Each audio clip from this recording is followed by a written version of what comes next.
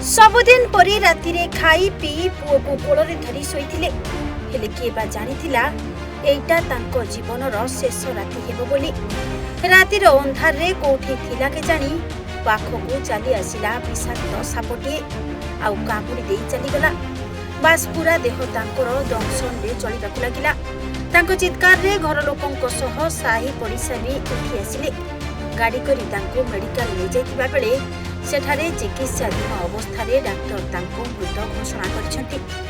ସାପ ଜାଗିଥିଲା ତଲେ ଶୋଇଥିଲେ ଏନ୍ତା ବାହାରେ ପଚିରେ ଆଉ ରାତିରେ 3-4 ବଜେ ସାପ ଜାଗିଥିଲା କଲେକ୍ସନ। ତାପରେ ଅଧା ଘଣ୍ଟା ଗଲା ଆମକୁ କହିଲେ ଅଧା ଘଣ୍ଟା ପରେ ତାପରେ ଗାଡ଼ି ମଟର ଭଇଁ ଘଣ୍ଟେ 1.5 ଘଣ୍ଟା ହେଇଗଲା। ତାପରେ ଇनके ଆନଲୁ ବସିଥିଲା ତାପରେ ସିରିୟସ୍ ହେଇଗଲେ ଆଉ ଡେଥ୍ ହେଇଗଲା।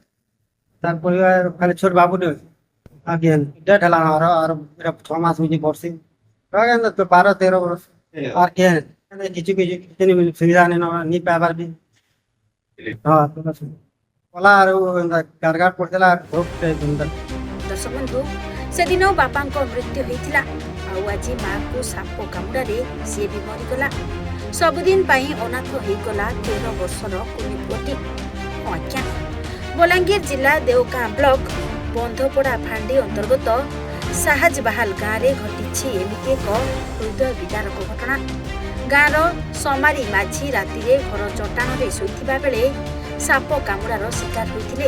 ପରିବାର ଲୋକଙ୍କ କହିବା ଅନୁସାରେ ସାପଟି କଳା ଓ ଧଳା ରଙ୍ଗର ହୋଇଥିବାରୁ ଏହା ଏକ ଚିତ୍ତି ସାପ ବୋଲି ସନ୍ଦେହ କରାଯାଉଛି।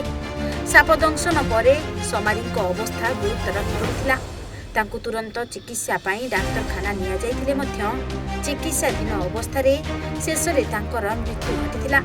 ଏହି ଘଟଣା ପରେ ଗାଁରେ ଶୋକର ଛାୟା ଖେଳିଯାଇଛି।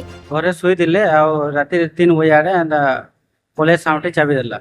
ସାଙ୍ଗେ ସାଙ୍ଗେ ଆମକେ ସମସ୍ତେ ଜଣାଲେ ଆମେ ହସ୍ପିଟାଲ ଆନୁ ଟିକେ ଲେଟ୍ ହେଇଗଲା ଆଉ ଡକ୍ଟର ତାହାକୁ ଚେକ୍ କଲେ ଆଉ ମୃତ୍ୟୁ ଘୋଷଣା କଲେ।